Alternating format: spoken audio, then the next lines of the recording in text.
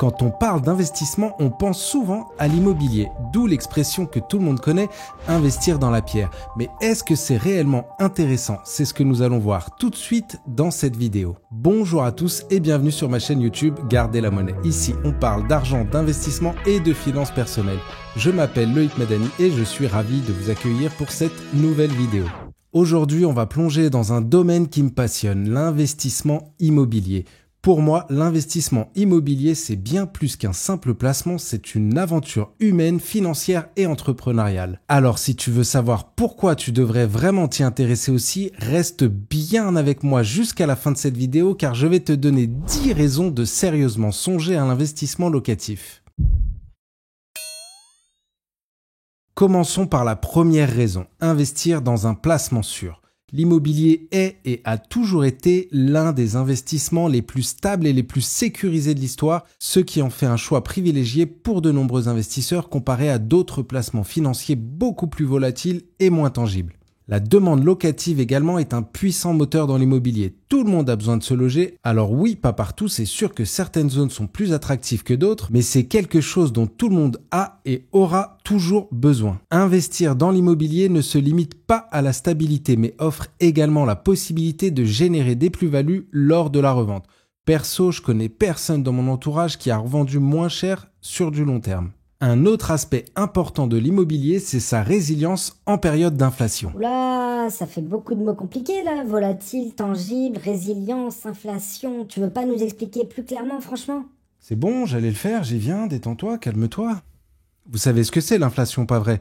Bon, si tu sais pas, va voir sur mon compte Insta, je te donne plein d'explications claires et rapides. Vous avez ou allez sûrement emprunter à taux fixe pour investir dans l'immobilier. Donc, si vos revenus et les loyers vont augmenter avec le temps et l'inflation, le poids de la mensualité de prêt, lui, va diminuer dans votre budget, ce qui fera mécaniquement augmenter votre rendement. C'est plus clair maintenant? Passons maintenant à la partie qui souligne l'aspect tangible de l'investissement immobilier. Comme je l'ai évoqué précédemment, contrairement à d'autres placements, l'immobilier vous offre la possibilité d'acheter un bien physique, concret et visible et avec par exemple la possibilité de vivre dedans si nécessaire. Ajoutons à ça la résistance de l'immobilier face aux fluctuations économiques, c'est ce qu'on appelle la résilience. En général, un bien immobilier a tendance à maintenir ou augmenter sa valeur à moyen ou long terme. C'est donc une véritable protection en cas de mauvaise conjoncture économique. Deuxième raison, se constituer un patrimoine. Je vous le dis tout de suite, l'investissement locatif pour moi, c'est la base de la construction d'un patrimoine solide. Avec des taux d'intérêt relativement bas et des comptes épargne peu rémunérateurs, l'endettement devient l'un des meilleurs moyens de bâtir votre patrimoine, particulièrement quand vous n'avez pas un gros capital de départ. Vous gardez vos liquidités et profitez de l'effet de levier du crédit, contrairement à la plupart des autres types d'investissements. Ça vous permet de vous constituer un patrimoine grâce au loyer que vous allez percevoir et que vous allez utiliser pour rembourser votre crédit immobilier, ce qui vous assure en quelque sorte une épargne forcée. Vous épargnez chaque mois à chaque remboursement de mensualité grâce au loyer que vous percevez. Vous voyez un peu le truc? Et plus vous commencez jeune, mieux c'est, car dans l'immobilier, plus le temps passe, plus vous vous enrichissez. Et même si le marché immobilier connaît des variations, sur des durées longues, il perd pas de valeur, mais il a plutôt tendance à en prendre. Il y a différentes façons d'emprunter, mais pour la faire courte, sachez que les banques aiment surtout les épargnants et la stabilité financière. D'ailleurs, si vous voulez savoir pourquoi c'est important de se créer un patrimoine, j'en ai parlé dans ma précédente vidéo que je vous invite à aller voir juste après si c'est pas déjà fait. Troisième raison, profiter de l'effet de levier du crédit. Je viens d'en parler, mais c'est vraiment important de connaître et de maîtriser le principe. Donc commençons par comprendre ce qu'est cet effet de levier tant vanté dans l'immobilier.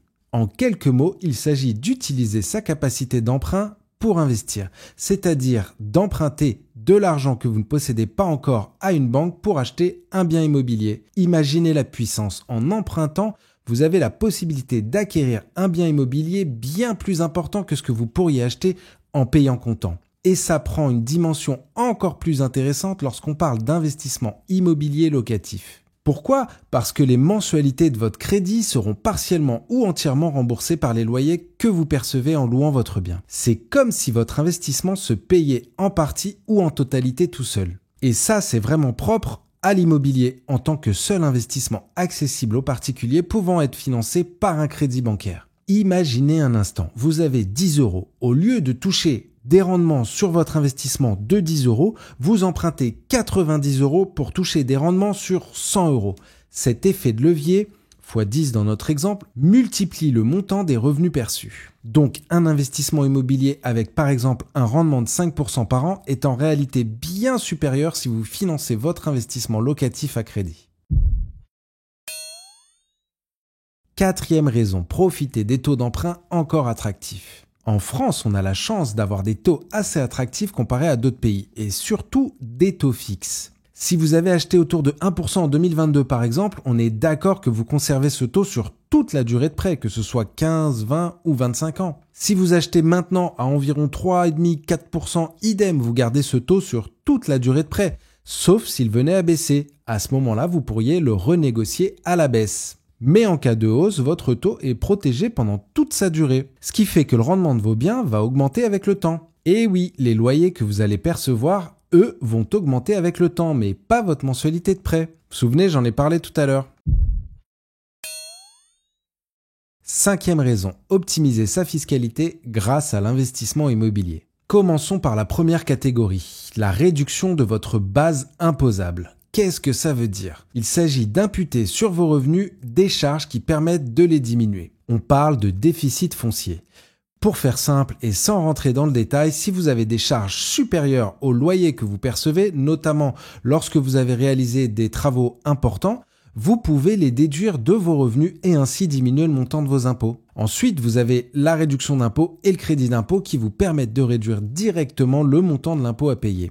Les crédits d'impôt offrent même la possibilité d'être restitués si votre impôt est à zéro. À noter que les réductions et les crédits d'impôt sont soumis à un plafonnement. Tiens d'ailleurs, dites-moi en commentaire si vous connaissez le plafond global des niches fiscales. Cool, y a quoi à gagner? Mais t'es vraiment un gratteur toi, y a rien, c'est juste comme ça. Pour les petits malins, donnez-moi juste le montant de manière générale, je parle pas des cas particuliers comme les investissements en outre-mer. Et enfin, la troisième catégorie, les dispositifs fiscaux. Investir dans l'immobilier, dans le neuf ou l'ancien pour le louer nu ou... Quoi? Tu vas te mettre à poil pour le louer? Mais non, ça veut dire vide, si tu me laissais finir aussi. Bon, je reprends, donc je disais, je sais plus ce que je disais. Ah oui, pour le louer nu ou en meublé, vous permet de bénéficier de différents dispositifs fiscaux qui existent pour soutenir le logement. C'est pas une arnaque ça? Tout le monde dit ça. Non, pas forcément, faut juste bien le maîtriser. Je ne vais pas rentrer dans le détail de tous les dispositifs fiscaux dans cette vidéo, mais si ça vous intéresse, on peut faire une vidéo dédiée aux dispositifs fiscaux et vous verrez que ça peut même être très intéressant. Dites-moi ça dans les commentaires. Abordons maintenant la sixième raison, s'offrir un complément de revenu à la retraite. L'immobilier locatif peut être une solution efficace pour s'assurer un niveau de vie confortable une fois à la retraite. Épargner tout au long de sa vie active est quelque chose d'essentiel pour garantir un niveau de vie confortable et ne pas être en galère à la retraite. Mais l'investissement locatif est une option encore plus intéressante car les loyers perçus initialement destinés au remboursement du prêt deviennent par la suite une rente, c'est-à-dire un complément de revenu appréciable pour votre retraite. Point important, en investissant tôt, il est fort possible que le crédit de votre investissement locatif soit remboursé bien avant même votre retraite. Septième raison, préparer sa transmission. Découvrez comment vous pouvez léguer un patrimoine solide à votre famille ou vos proches grâce à des stratégies immobilières bien pensées. En effet, après un décès, une partie du patrimoine est légalement destinée aux enfants avec une part revenant au conjoint en fonction du régime matrimonial. Mais vous avez également la liberté de céder une partie de votre patrimoine par don avant une succession. C'est même d'ailleurs fortement recommandé pour réduire les futurs droits de succession. Le testament et le contrat de mariage sont des outils essentiels pour organiser la succession. Vous pouvez également acheter de l'immobilier via une société civile immobilière, une SCI, et le transmettre sous forme de parts. Avec des donations successives, vous bénéficiez d'abattements fiscaux avantageux, ce qui évite les complications liées à l'indivision. Une autre stratégie est le démembrement et l'achat en nue propriété, offrant également des avantages de transmission considérables. Huitième raison, la diversification.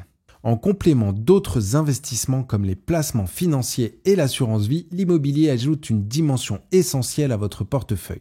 En investissant dans l'immobilier, on diversifie et minimise les risques, surtout en période inflationniste. L'immobilier vous permet de vous protéger et d'assurer la sécurité et le bien-être de votre famille. Et oui, en investissant dans l'immobilier, la prise de risque est limitée grâce à l'assurance emprunteur. Bien que non légalement obligatoire, elle est exigée par toutes les banques. Ce coût supplémentaire s'ajoute au crédit, mais il vous offre une sécurité inestimable. En cas d'accident de la vie, décès, incapacité, invalidité, perte d'emploi et selon les garanties que vous aurez choisies, l'assurance prend en charge tout ou partie des mensualités ou du capital restant dû. Pour faire simple, en cas de décès de l'emprunteur, les héritiers ne seront pas responsables des mensualités restantes. Ils hériteront du ou des biens entièrement payés. Donc même si vous avez les liquidités nécessaires, pour toutes les raisons qu'on vient de voir, je vous recommande d'opter pour l'achat à crédit dans l'immobilier. Et enfin, 10e raison, devenir rentier avec l'immobilier. Eh ben voilà, je le savais, tu vas aussi nous parler d'indépendance financière, de liberté financière et compagnie. Bah oui, mais attends, laisse-moi parler, tu sais même pas ce que je vais dire. Donc, est-il vraiment possible de l'atteindre et de vivre la vie de rêve? Déjà, commençons par les bases. Qu'est-ce qu'un rentier immobilier ? Dans le sens commun, c'est quelqu'un qui tire des revenus de l'immobilier pour assurer un train de vie satisfaisant. Mais qu'est-ce qu'un train de vie satisfaisant ? Partons du principe que 2200 € net par mois couvrent les besoins d'une personne célibataire dans une ville moyenne. Ainsi, pour être considéré comme rentier immobilier, vous devez générer au moins 2200 € de revenus immobiliers par mois, une fois vos mensualités de crédit remboursées et nettes d'impôts, et sans vous embourber dans la gestion quotidienne comme la location courte durée que vous gérez vous-même par exemple. Car dans ce cas, vous n'êtes pas rentier, vous avez tout simplement un nouveau métier. Je vous le dis tout de suite, devenir rentier immobilier en un temps très court est irréaliste. Il faut déjà en moyenne au moins 3 mois pour finaliser une transaction immobilière, sans parler de la recherche avant de signer un compromis, le temps des travaux après l'achat, etc., etc. Donc oubliez ceux qui vous disent que vous pouvez devenir rentier en 6 mois, si vous voyez ce que je veux dire. Ensuite, comme on l'a vu, financer l'acquisition par crédit est essentiel dans l'immobilier pour profiter de l'effet de levier entre autres. Cependant, c'est pas open bar dans les banques, il y a des limites à l'endettement et avec des mensualités qui doivent pas dépasser les 35% de vos revenus, multiplier les investissements locatifs à court terme devient donc très compliqué. Un investissement locatif autofinancé sans apport avec un gros rendement et qui génère du cash flow rime souvent avec petite ville ou village, donc plutôt synonyme de risque comme de la vacance locative par exemple ou la difficulté à revendre. Donc sur le papier c'est beau, mais en réalité ça l'est pas toujours autant. Par contre, devenir rentier immobilier sur le long terme, ça c'est envisageable. Avec du temps et de la patience, la valorisation du marché immobilier, l'augmentation des loyers et le remboursement progressif de vos prêts et éventuellement des reventes pour racheter avec plus d'apport et plus rentable, là oui, vous avez la perspective de le devenir. Et voilà pour les 10 raisons d'investir dans l'immobilier et le chemin pour devenir rentier immobilier un jour. Merci d'avoir pris le temps de regarder cette vidéo, j'espère qu'elle vous a plu, c'était Loïc Madani, prenez soin de vous et gardez la monnaie, ciao.